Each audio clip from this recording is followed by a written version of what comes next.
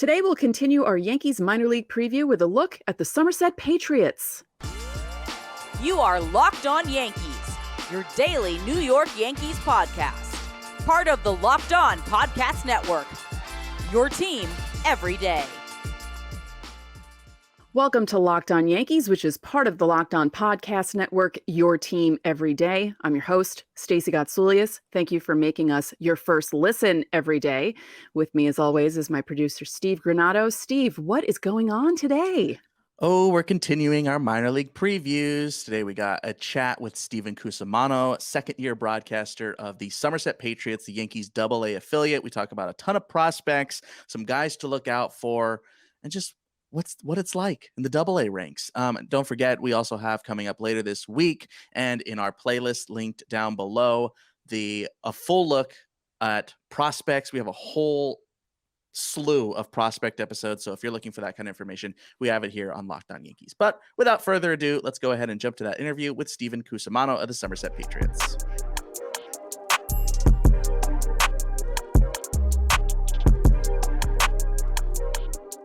So I wanted to start this conversation with the now reigning minor league Yankees pitcher of the year, Will Warren. You got a chance to see him a lot, and his story is very interesting. Steven, what is it about Will Warren? He's just so impressive. Everything he brings to the table has such a grounded demeanor to start with. I mean, you talk about some of the top prospects in the Yankees organization and the likes of guys like Anthony Volpe. It all starts with the makeup, and obviously there's all the intangibles. Such an intelligent guy. The slider is next level, and I think it doesn't take anyone to see that. Very impressive stuff, but just mature above his years. And it doesn't matter who he's pitching to, what the situation is. He knows how to keep a very level head, and Will is definitely somebody to keep an eye on going forward. Yeah, because we were just talking about this. What was it on Monday's show, Stacey? Yes. Was the whirly slider, and how that's kind of not just for Will Warren, but has been a thing for a lot of guys in the Yankee system. Like how much have you seen that with the Patriots since last year? It was impressive to see the way his arsenal kind of evolved a little bit throughout his time with us. He joined us in late June into July, added a cutter, and I was actually talking to him in Tampa down at spring training a couple of weeks ago, and he mentioned changing the shape to that cutter as well. And that's the thing with Will, is he's always tinkering with his pitching, his different pitches. The slider was something that we saw evolve kind of through the whirly towards that later part of the year, and it was one of his top pitches, but really impressive guy, and you could tell he's one that is never satisfied with where things are at the present time. Yeah, it's, again, pretty incredible to see going from an unranked to a 9 in just a year. A middle round pick. Like, I think the Yankees do a really good job at developing those types of guys, just come out of nowhere and figure it out, I guess. And he mentioned, when I was down there too, he also mentioned, he obviously didn't pitch the season after he was drafted in 2021, and was putting on weight and working with Sam Breen, the Yankees director of pitching. And he mentioned that this offseason, continuing to put more weight on, trying to throw it even harder, if you could believe that, entering his second pro season. Again, a guy that's always trying to improve, and I think it's the makeup that really separates a guy like Will. Yeah, you saw, he's up to like 98, right, already. Yeah, on certain days, and I'm intrigued to see what he looks like this year. He definitely put on a little bit of muscle in just the 5 months since I last saw him, so he should be a very, very exciting guy to watch this year. We wanted to talk about Anthony Volpe. You brought him up there in a second, but I wanted to actually ask about Sam Breen, who is the director of pitching with the Yankees. We got a chance to see him in Scranton last year. Obviously, he came by on a handful of occasions. Had a chance to talk to him a couple of times. What was your impression of Sam Breen and how the Yankees, just in overall, how they develop pitching? It seems all of the kind of advice and feedback and the way he works with the pitchers is very personalized. It's not kind of a one size fits all. You do talk about the whirly and a lot of the pitchers in the organization kind of adapting that, but it's always very, catered feedback to, whoever the certain pitcher is, and someone that is very focused. It doesn't, you stand around Sam Breen and around some of the Yankees' other pitching coaches and the player development staff. They're very focused and always working with those guys to improve whatever their particular situations are. But just a real impressive guy, and you can tell that he's always dialed in with no matter who he's working with and no matter which pitcher it is on the roster. So you've seen Anthony Volpe the most out of any affiliate, and we wanted to know what your take is on him potentially making the opening day roster for the Yankees.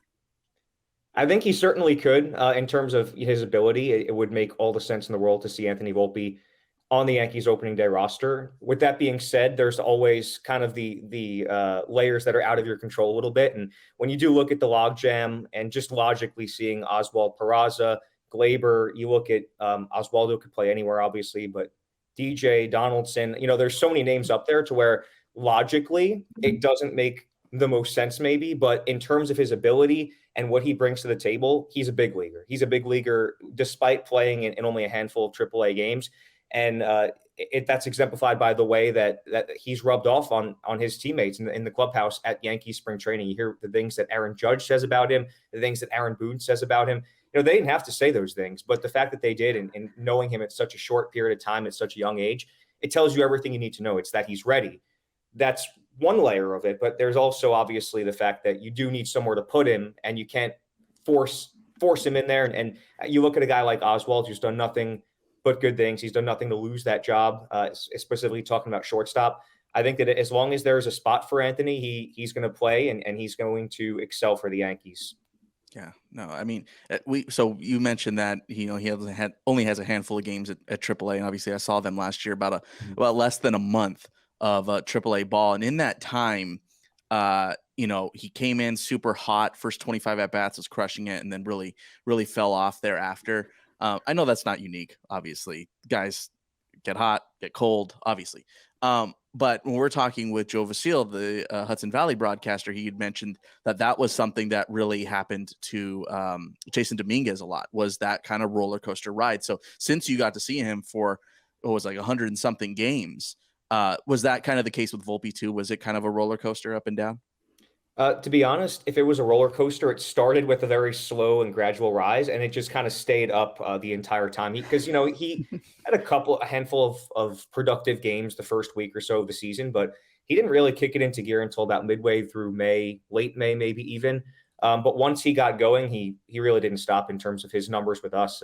And you just look at the splits from his first 40-ish games in Double-A to the next 80-ish, or however many it was, and it's like night and day. But what really stuck out to me with Anthony is just he's got the demeanor of a star. I mean, those 40 games where things weren't necessarily going as you would have expected or liked them to, and that first Double-A debut, you would have never known his batting average when talking to him. He had the exact same demeanor, whether he was in an 0 for 10 slump or if he had a 10-game hit streak later on in the summer. He just had that headstrong mentality of continuing to do the things that got him to where he was, and just not tinkering too much with his mechanics, and just again staying with the idea that he's been successful by doing things one way, and just by staying that course that things would sort themselves out, and they most certainly did. So I think that when I talk about Anthony Volpe, that's the number one thing I always bring up, is that his makeup and his demeanor, and just how his confidence. The confidence is a big thing. That's what really sets him above the rest, because he knew going into those weeks where he was slumping that things would sort themselves out, and it certainly did in a big way. He was one of the stars of the Eastern League for the final few months of the season.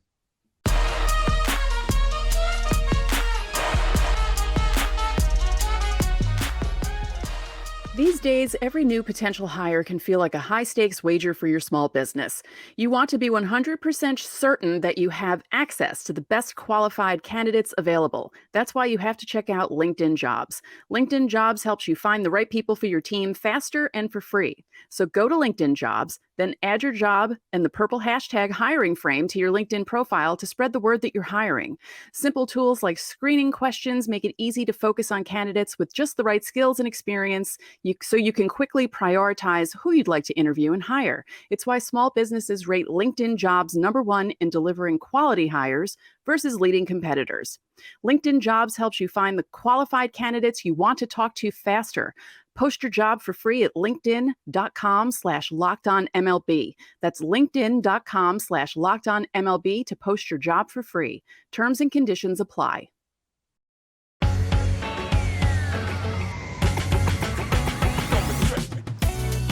wanted to talk about the Patriots this year. As of this recording, I know you don't have the roster, and it's always a fight to the end to see who's going to be there, and you're always taking your best guesses. But what are some of the big names that you're anticipating in Somerset this year?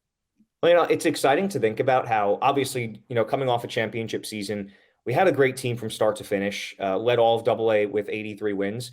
And it was a great team to start the year. We won the first half to qualify for the postseason. But you look at that team on the final day of the season, when we won the championship in late September, and I think there's a lot of names on that roster from the last day of the season that we could maybe expect to see in Somerset from day one this year. And they're guys like Tyler Hardman, who we only got to see a handful of games for a couple of weeks. The Yankees minor league leader in home runs from last year. Didn't really get things going. Saw some glimpses of it in those final weeks of the season and into the playoffs. But you think about Hardman, you think about Trey Sweeney. Definitely saw some glimpses from Trey Sweeney over his 2 weeks with the Patriots. He joined Somerset at the same time Jason Dominguez did. And it's almost redundant. It sounded like a broken record talking about all the things Jason Dominguez did during his time with the Patriots. But he really showed out in the playoffs with 10 runs batted in 5 postseason games, homers from both sides of the plates in the championship clincher, and doing all the things that Jason Dominguez does. So those are the 3 immediately that come to mind at the plate. And then there's obviously other pitchers that you're going to start to see them take the next level in their development. A guy like Clayton Beater, maybe a Will Warren, who again joined us in the second half of 2022, that you could potentially see them starting in AAA. They may start in AA and not last long there, depending on how things go. But I think you look at a glimpse of that roster that ended the season in Somerset hoisting the trophy, and there's a good chance that the guys that were promoted late in the year, like the 5 I just mentioned, there's a pretty good chance we hopefully may see them in Somerset, and then hopefully they can progress and make an impact for the Yankees this year.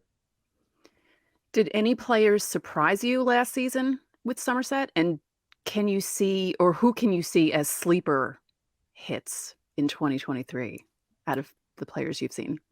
Well, I'll start by saying, I thought of 2 guys immediately when you said surprised, and they're not necessarily sleepers anymore because they did perform this well last year. But at the plate, Andres Chaparro just looked incredible last year. I mean, he had a season bothered by injuries, a couple of injuries, an off-the-field injury. He had a wrist injury as well, a couple of separate long IL stints. But if you look at his numbers as a whole, he didn't miss a beat. It was like, a lot of times you take that a month or 2 months off from playing. It takes a couple of at-bats. It takes a couple of days, maybe a few series to really get your feet back under you. But Chappie did not miss a beat. It seemed like every time he stepped into the box, you were expecting some firepower, incredible exit velocities from Chappie.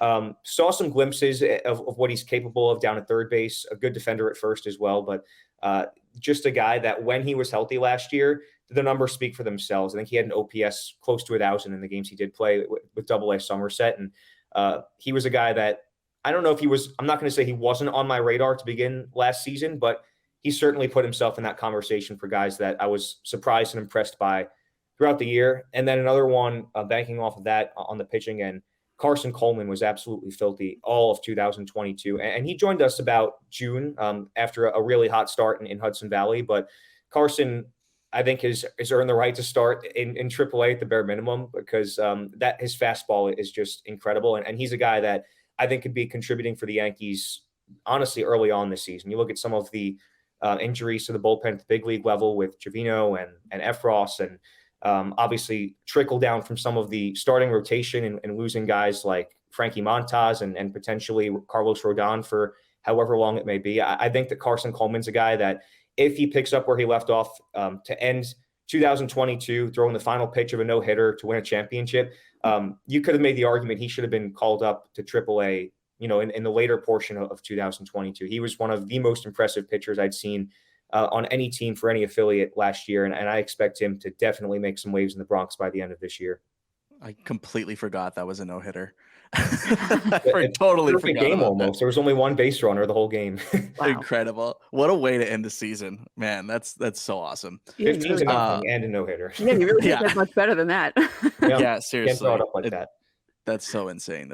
You guys had a great year last year, and I know we got a couple of your guys. I know we were talking with Joe last week, again, the Hudson Valley broadcaster, and just like how everybody just got gutted by the trades and all that. And then when that happened, you guys ended up not losing players, but losing players to us in Scranton.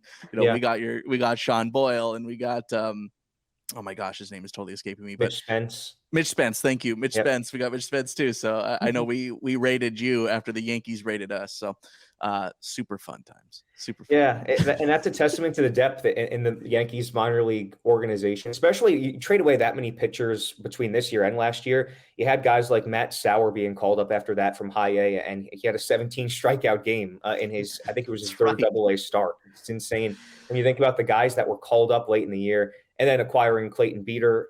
It's almost like they didn't miss a beat, even in spite of how dominant guys like Sean Boyle were pitching when they were called up to Triple A. Yeah, that's right, man. He was absolutely cruising for you. He kind of ran into some trouble against Worcester as soon as he got called up. But after that, yeah, he pitched pretty well. That's for sure. Yeah, I think it was 10 straight quality starts, and that was the longest streak by any minor league pitcher since 2019. It was, and it came out of nowhere. He had given up like 8 or 9 runs in Hartford one game, and then it was literally like a switch flip the next week. It was, 7 innings, 2 or fewer runs for 10 straight weeks. It was really impressive. Maybe he needed that. Sometimes you kind of need that kind of performance to light a fire under your butt, and then you just get on a roll. It's kind of amazing. And he's a guy that it definitely comes from. You talk about underrated prospects. He was a guy that really made a name for himself. And you mentioned surprise before. He's one that definitely caught me off guard a little bit towards those middle summer months. He was the Eastern League Pitcher of the Month in July and was promoted not long after.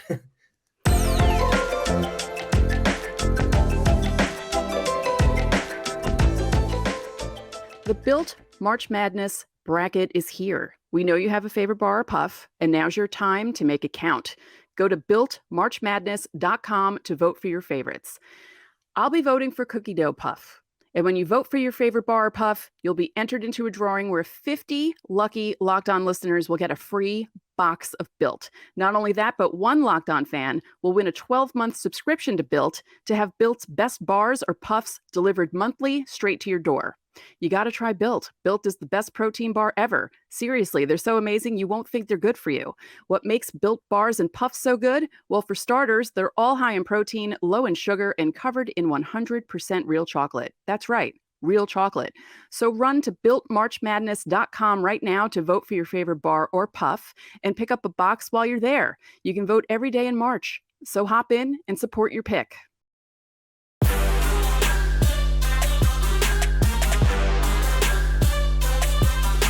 So when we interviewed Joe from Hudson Valley, we were asking him what was happening with the team, as in promotions, what's going on at the stadium, because they're having a Snooki night because she's a Hudson Valley hero. So what's going on with the Patriots this season? What do you guys have planned? Yeah, can you top Snooki night? Yeah, can you top Snooki night? Yeah, I got to be honest. The Jersey Shore fan that I am, I'm just going to come out and say we can't top Snooki night. We've got some fun promotions, though. The Copa nights were so fun last year. I know you guys have seen Copa all throughout minor league baseball, but we become the Zorros de Somerset, an ode to a fox that ran across the field at TD Bank Ballpark when we were announcing the affiliation a few years ago. One of my favorite jerseys in all of baseball, the vibrant orange and great Hispanic vendors and decorations all around the ballpark on those 5 nights of the season. We're going to have a WWE star. I'm not a big WWE guy, but that's one of our big ticket appearances this year. Brutus the Barber Beefcake is going to come out. If anyone is a WWE fan, we just announced that this week. So that's going to be a really fun one. And one of my personal favorites, I differ from a lot of baseball traditionalists in that I come from a big NASCAR upbringing. I'm a huge NASCAR fan. So one of the theme nights I've played a role in this year was bringing a kind of a racing NASCAR night to the ballpark. So soon, I won't say who yet, but we've got some really exciting NASCAR driver guests that are going to show up. A couple of other exciting things in the works as well. The proud Italian American I am. Also, we have Italian American baseball night or Italian American Heritage Night, where we'll invite out the Italian American Baseball Foundation, as we did last year. Anthony Volpe bobbleheads will come out, I think, on July 26th. That'll be an exciting one. I won't give away too much else as for what has not been announced yet, but another exciting Yankees bobblehead later, possibly in August, that we have not announced yet. But I could probably go on all day with the exciting promotions. But if you want to go look at our promotional schedule on SomersetPatriots.com, those were the ones that immediately came to mind. But there's going to be some more exciting announcements by the end of March. Yeah, you got to really push those bobbleheads. It's really hard to get people to come get bobbleheads at the ballpark. Oh Uh, yeah. yeah, it's like, it's usually dead nights. They definitely don't line up starting at 7 a.m. or anything like that. Definitely not. Oh no. No. I I'm do have very something to excited about say though. Brutus the Barber, though. Can I tell you? Oh yeah. Again, not a WWE guy, was not aware, but did some research, and that's a night I'm suddenly very excited for. I wanted to add though about the Anthony Volpe bobbleheads. I actually ran into Anthony's family at the airport flying back from Tampa last week, and got to show them the bobblehead for the first time because they had not seen it. We had only released it about a week and a half ago. And Anthony's parents, Mike and Isabel, think that the bobblehead looks like him. It has the Volpe seal of approval. So if that wow. means anything to anyone that needed any extra incentive to come get an Anthony Volpe bobblehead, it has that seal of approval. So that's going to be a very exciting night at TD Bank Ballpark. That's the golden ticket right there, Yeah, man. it You is. can't get a better endorsement than that. No. Stephen Cusumano, thanks for joining us. Thanks for your time. We will link all his stuff in the episode description. Definitely shoot him a Twitter follow so you can keep up with what's going on with the Will Warrens of the world, the Andres Chaparros of the world. Stephen, thanks for joining us, man. It's been a pleasure. Thank you so much, guys. Thanks again to Stephen Cusumano for joining us on Locked On Yankees. Of course, he and everything else we mentioned will be linked in the episode description. But what a great chat. He was awesome. Yeah. And I have to say, very proud of myself. I knew basically every name that he mentioned. Oh, yeah. You're the best. Look at you, Stace. Look at you go. I know. I'm learning all the minor leaguers. This is great. And later this week, we preview the Scranton Wilkes Barre Rail Riders. And of course, our Ultimate Yankees 2023 guide will be next week. So make sure you subscribe and don't miss it because you'll learn all the names like I'm learning all the names. Yeah, we're going to have everything. Like we're in crunch time. We're in crunch time. If you're watching this, the day comes out, we're 9 days from opening day. So it is crunch time. You're got to learn everything. So again, make sure to hit that subscribe button. And by the way, if you've never noticed, if you're watching here on YouTube, if you're on our audio side, go over to the YouTube side. It's always linked. But we're hanging out in the comments every morning with you guys, chatting with you about the Yankees. So you can always come over. Stacy's in the comments. I'm in the comments. And you guys can ask us questions. We can talk about things. It's a whole bunch of fun. So make sure you hit that subscribe button. Yes. And thank you for making Locked On Yankees your first listen. For your second listen, check out Locked On Fantasy Baseball with Matt and Dom as they bring you the best fantasy draft strategies every day. Find it wherever you get your podcasts and on YouTube, part of the Locked On Podcast Network, your team every day. I'm Stacey Gotsoulias. We'll see you tomorrow.